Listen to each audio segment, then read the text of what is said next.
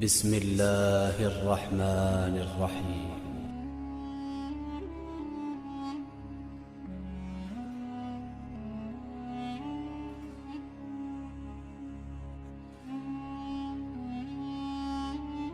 حضور اقدس صلی اللہ تعالیٰ علیہ وسلم نے ارشاد فرمایا کہ اے اللہ کے بندو، تم لوگ دوائیں استعمال کرو، اس لیے کہ اللہ تعالیٰ نے ایک بیماری کے سوا تمام بیماریوں کے لیے دوا پیدا فرمائی ہے۔ لوگوں نے عرض کیا یا رسول اللہ صلی اللہ علیہ وسلم، کون سی بیماری ہے جس کی دوا نہیں ہے؟ آپ صلی اللہ علیہ وسلم نے ارشاد فرمایا کہ وہ بڑھاپا ہے۔ حضرت عبداللہ بن عباس رضی اللہ تعالیٰ عنہ سے روایت ہے کہ حضور اقدس صلی اللہ تعالیٰ علیہ وسلم نے فرمایا کہ تم لوگ جن جن طریقوں سے علاج کرتے ہو، ان میں سب سے زیادہ بہتر طریقے 4 ہیں۔ نمبر 1 سعوت، ناک کے ذریعے دوا چڑھانا۔ نمبر 2 لدود، منہ کے کسی جانب سے دوا پلانا۔ نمبر 3 حجامہ، کسی عضو پر پچنا لگوا کر خون نکلوا دینا۔ اور نمبر 4 مشی یعنی جلاب لینا۔ بعض دعائیں حضور صلی اللہ تعالیٰ علیہ وسلم نے استعمال فرمائی ہیں اور بعض دعاؤں کے اوصاف اور ان کے فوائد سے اپنی امت کو آگاہ فرمایا ہے۔ ہم یہاں ان میں سے تبرکاً چند دعاؤں کا ذکر کرتے ہیں۔ عصمت، سرما سیاہ اصفہانی۔ حضور اقدس صلی اللہ تعالیٰ علیہ وسلم نے اس کے بارے میں ارشاد فرمایا کہ تم لوگ عصمت کو استعمال رکھو، یہ نگاہ کو تیز کرتا ہے اور پلک کے بال کو اگاتا ہے۔ حضرت عبداللہ بن عباس رضی اللہ تعالیٰ عنہ کا بیان ہے کہ حضور اقدس صلی اللہ تعالیٰ علیہ وسلم کے پاس ایک سرما دانی تھی جس میں عصمت کا سرما رہتا تھا۔ آپ صلی اللہ علیہ وسلم سونے سے پہلے ہر رات 3 سلائی دونوں آنکھوں میں لگایا کرتے تھے۔ حنا یعنی مہندی، حضور صلی اللہ تعالیٰ علیہ وسلم کی کوئی پھنسی نکلتی یا کانٹا چبھ جاتا تو آپ صلی اللہ علیہ وسلم اس پر مہندی رکھ دیا کرتے تھے۔ الحبۃ السودا، یہ کلونجی ہے جس کو شونیز بھی کہتے ہیں اور بعض جگہ اس کو منگریلا بھی کہا جاتا ہے۔ حضور صلی اللہ تعالیٰ علیہ وسلم نے ارشاد فرمایا کہ اس کے استعمال کو لازم پکڑو کیونکہ اس میں موت کے سوا ہر بیماری کی شفا ہے۔ التلبینہ، آٹا، پانی، شہد، تیل ملا کر حریرہ کی طرح بنایا جاتا ہے۔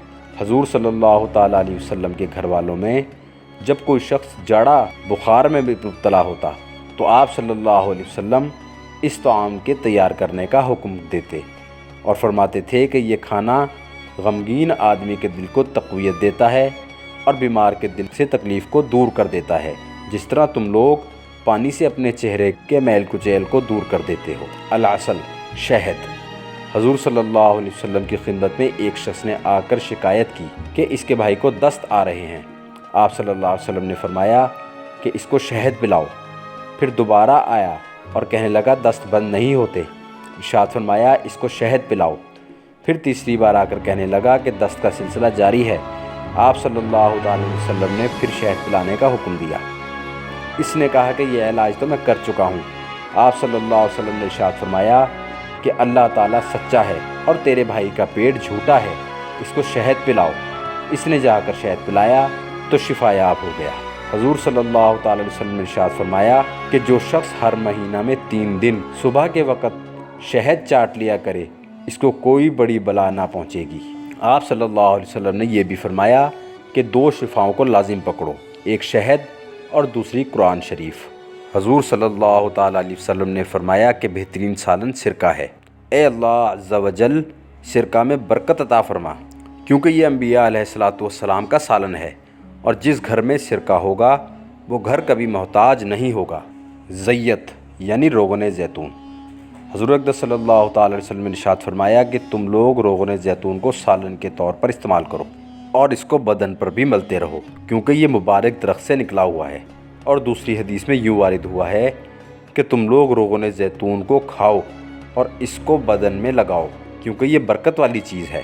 مسمن، بدن کو فربا کرنے والی دوا۔ حضرت عائشہ رضی اللہ تعالیٰ عنہ کہتی ہیں کہ میری والدہ نے جب میری رخصتی کا ارادہ کیا تو میرا علاج کرنے لگیں کہ میں ذرا فربا بدن ہو جاؤں، مگر کوئی علاج کارگر نہ ہوا۔ مگر جب میں نے ککڑی کو تازہ کھجور کے ساتھ کھانا شروع کر دیا تو میں خوب فربا بدن والی ہو گئی۔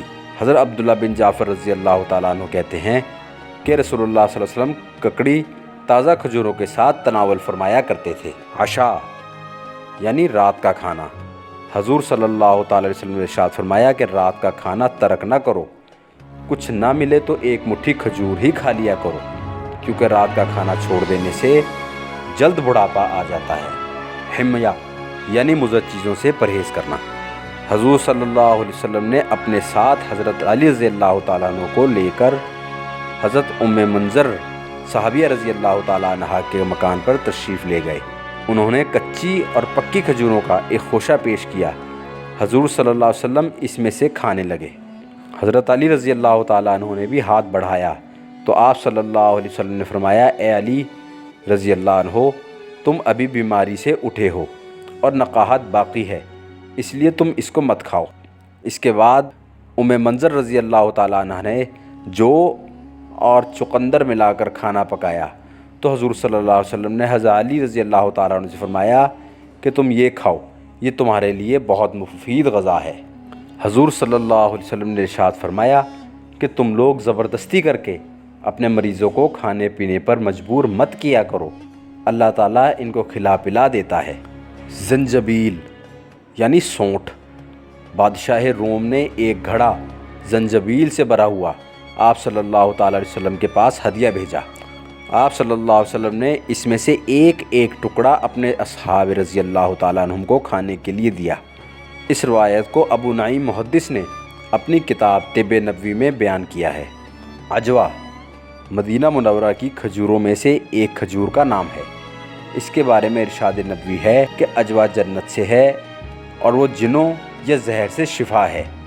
کمت، جس کو بعض لوگ ککرمتا اور بعض لوگ سانپ کی چھتری کہتے ہیں، اس کے بارے میں حضور صلی اللہ تعالی وسلم نے فرمایا کہ کمات من کے مثل ہے جو بنی اسرائیل پر نازل ہوا تھا، یعنی جیسے وہ مفت کی چیز اور بہت ہی مفید چیز تھی، ایسی ہی یہ ہے، اور اس کا عرق آنکھوں کے لیے شفا ہے۔ سنا مکی ایک دوا ہے۔ حضرت اسماء بنت عمیس رضی اللہ تعالیٰ عنہ سے حضور صلی اللہ تعالیٰ علیہ وسلم نے دریافت فرمایا کہ تم کس دوا سے جلاب لیتی ہو؟ تو انہوں نے عرض کیا کہ شبرم سے۔ آپ صلی اللہ علیہ وسلم نے فرمایا کہ یہ تو بہت ہی گرم دوا ہے۔ پھر آپ صلی اللہ علیہ وسلم نے ان کو سنا کا جلاب لینے کا حکم فرمایا اور ارشاد فرمایا کہ اگر موت سے شفا دینے والی کوئی چیز ہوتی تو وہ سنا ہے۔ سنوت، اس کے معنی میں شارحین حدیث کا اختلاف ہے، مگر اتباع نے ایک خاص تفسیر کو ترجیح دی ہے، یعنی وہ شہد جو گھی کے برتن میں رکھا گیا ہو اور اس میں گھی کے کچھ اثرات پہنچ گئے ہوں۔ حضور صلی اللہ تعالیٰ علیہ وسلم نے ارشاد فرمایا کہ تم لوگ سنا اور سنوت کو استعمال کرتے رہو کہ ان دونوں میں موت کے سوا تمام امراض سے شفا ہے۔ سم یعنی زہر۔ حضرت ابو ہریرہ رضی اللہ تعالیٰ عنہ کا بیان ہے کہ رسول اللہ صلی اللہ علیہ وسلم نے خبیث دوا یعنی زہر سے منع فرمایا ہے۔ عود ہندی یعنی قصد شیریں۔ حضور صلی اللہ تعالی وسلم نے ارشاد فرمایا کہ اس عود ہندی کو استعمال میں لایا کرو، کیونکہ اس میں 7 شفائیں ہیں۔ حلق میں کووں کے لیے اس کا صعود کرنا چاہیے اور نمونیا کے لیے اس کا جوشاندہ پلانا چاہیے۔ دوائے عرق النساء۔ حضرت انس رضی اللہ تعالیٰ عنہ نے کہا کہ میں نے رسول اللہ صلی اللہ تعالیٰ علیہ وسلم کو یہ فرماتے ہوئے سنا کہ جنگل میں چرنے والی بکری کے سرین کو گلا کر 3 ٹکڑے کر لیے جائیں اور 3 دن نہار منہ 1 ٹکڑا کھائیں، اس میں عرق النساء کی شفا ہے۔ حرام دوائیں۔ حضور اقدس صلی اللہ تعالیٰ علیہ وسلم نے ارشاد فرمایا کہ اللہ تعالیٰ نے بیماری بھی اتاری ہے اور دوا بھی، اور ہر بیماری کی دوا بنا دی ہے، لہذا تم لوگ دوا کرو مگر حرام چیز سے دوا علاج مت کرو۔ شراب۔ حضرت سوید بن طارق رضی اللہ تعالیٰ نے حضور اقدس صلی اللہ تعالیٰ علیہ وسلم سے شراب کے بارے میں دریافت کیا تو آپ صلی اللہ علیہ وسلم نے اس کے استعمال سے منع فرمایا۔ پھر دوبارہ پوچھا تو آپ صلی اللہ علیہ وسلم نے منع فرمایا۔ تیسری بار انہوں نے عرض کیا، یا نبی اللہ صلی اللہ علیہ وسلم، یہ تو دوا ہے۔ آپ صلی اللہ علیہ وسلم نے ارشاد فرمایا کہ نہیں، یہ بیماری ہے۔ زخموں کا علاج۔ حضرت سہل بن سعد سعدی رضی اللہ تعالیٰ عنہ کہتے ہیں کہ جنگ احد کے دن حضور اقدس صلی اللہ تعالیٰ علیہ وسلم کے دندان مبارک شہید ہو گئے اور لوہے کی ٹوپی آپ صلی اللہ تعالیٰ علیہ وسلم کے سر اقدس پر توڑ ڈالی گئی، تو حضرت فاطمہ رضی اللہ تعالیٰ عنہ चेहरे अनवर से खून धोती रहती थीं और हज़रत अली रज़ी अल्लाह ताला अन्हो ढाल में पानी रखकर ज़ख़म पर बहा रहे थे। लेकिन जब खून बहने का सिलसिला बढ़ता ही जा रहा था तो हज़रत फ़ातिमा रज़ी अल्लाह ताला अन्हा ने खजूर की चटाई का एक टुकड़ा लिया और इसको जलाकर राख बना डाला। फिर इसी राख को ज़ख्म पर चिपका दिया तो खून बहना बंद हो गया। ताउन यानी प्लीग के बारे में हुज़ूर अक़दस सल्लल्लाहु ताला अलैहि वसल्लम ने इरशाद फरमाया कि ये एक अज़ाब है जिसको अल्लाह ने बनी इसराइल पर भेजा था। जब तुम सुनो कि किसी ज़मीन में ताउन फैल गया है तो तुम लोग इस ज़मीन में दाखिल ना हुआ करो, और जब तुम्हारी ज़मीन में ताउन आ जाए तो तुम इस ज़मीन से ना निकल भागो।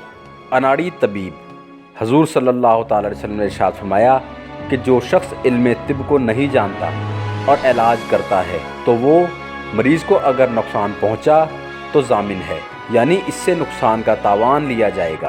बुखार, एक शख्स ने हुज़ूर सल्लल्लाहु ताला अलैहि वसल्लम के रूबरू बुखार को गाली दी तो आप सल्लल्लाहु अलैहि वसल्लम ने इरशाद फरमाया कि तुम बुखार को गाली मत दो। बुखार की बीमारी मरीज़ के गुनाहों को इस तरह धो देती है जिस तरह लोहे के मैल को आग दूर कर देती है।